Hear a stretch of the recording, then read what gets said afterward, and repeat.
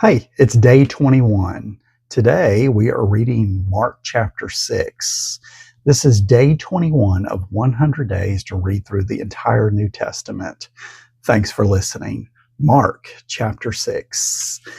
Jesus left there and went to his hometown accompanied by his disciples. When the Sabbath came, he began to teach in the synagogue, and many who heard him were amazed. "Where did this man get these things?" they asked. "What's this wisdom that has been given him? What are these remarkable miracles he is performing? Isn't this the carpenter? Isn't this Mary's son and the brother of James, Joseph, Judas, and Simon? Aren't his sisters here with us?" And they took offense at him.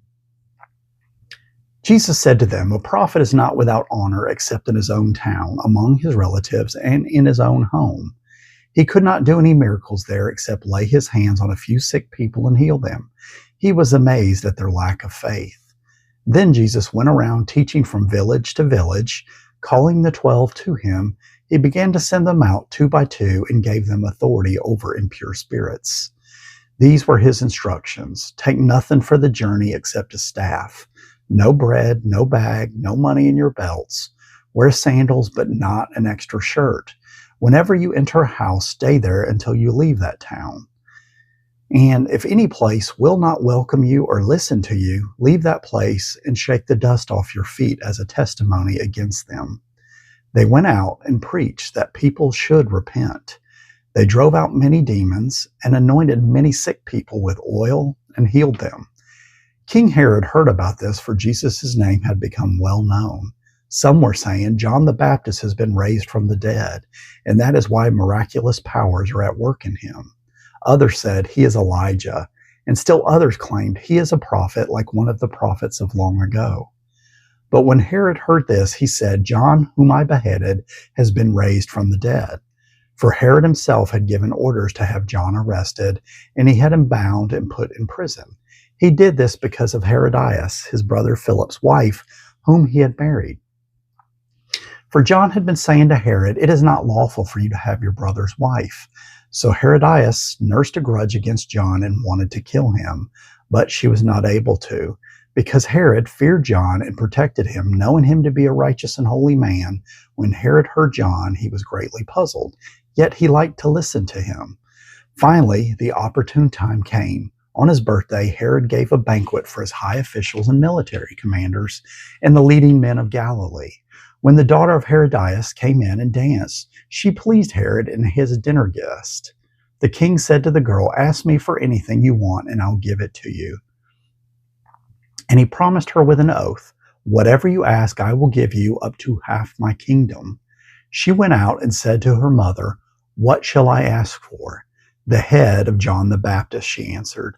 At once the girl hurried in to the king with the request, "I want you to give me right now the head of John the Baptist on a platter." The king was greatly distressed, but because of his oaths and his dinner guests, he did not want to refuse her. So he immediately sent an executioner with orders to bring John's head. The man went, beheaded John in the prison, and brought back his head on a platter. He presented it to the girl, and she gave it to her mother. On hearing of this, John's disciples came and took his body and laid it in a tomb.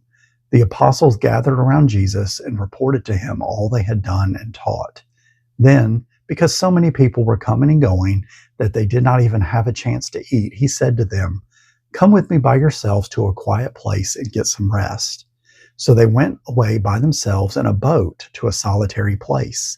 But many who saw them leaving recognized them and ran on foot from all the towns and got there ahead of them.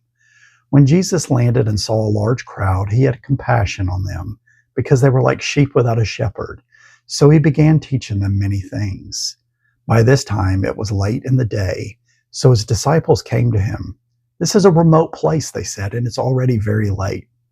Send the people away so that they can go to the surrounding countryside and villages and buy themselves something to eat." But he answered, "You give them something to eat." They said to him, "That would take more than half a year's wages. Are we going to go and spend that much on bread and give it to them to eat?" "How many loaves do you have?" he asked. "Go and see." When they found out, they said, 5 and 2 fish. Then Jesus directed them to have all the people sit down in groups on the green grass. So they sat down in groups of hundreds and fifties. Taking the 5 loaves and the 2 fish, and looking up to heaven, he gave thanks and broke the loaves. Then he gave them to his disciple to distribute to the people. He also divided the 2 fish among them all. They all ate and were satisfied. And the disciples picked up 12 basketfuls of broken pieces of bread and fish. The number of the men who had eaten was 5,000. Immediately Jesus made his disciples get into the boat and go on ahead of him to Bethsaida, while he dismissed the crowd. After leaving them, he went up on a mountainside to pray. Later that night, the boat was in the middle of the lake, and he was alone on land. He saw the disciples straining at the oars because the wind was against them. Shortly before dawn, he went out to them, walking on the lake. He was about to pass by them, but when they saw him walking on the lake, they thought he was a ghost. They cried out because they all saw him and were terrified. Immediately he spoke to them and said, "Take courage, it is I. Don't be afraid." Then he climbed into the boat with them, and the wind died down. They were completely amazed, for they had not understood about the loaves. Their hearts were hardened. When they had crossed over, they landed at Gennesaret and anchored there. As soon as they got out of the boat, people recognized Jesus. They ran throughout that whole region and carried the sick on mats to wherever they heard he was. And wherever he went, into villages, towns, or countryside, they placed the sick in the marketplaces.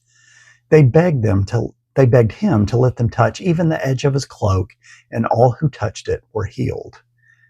Thanks for listening. That was Mark 6 for day 21. Please join me tomorrow for day 22, where we are going to be reading Mark chapter 7 and Mark chapter 8.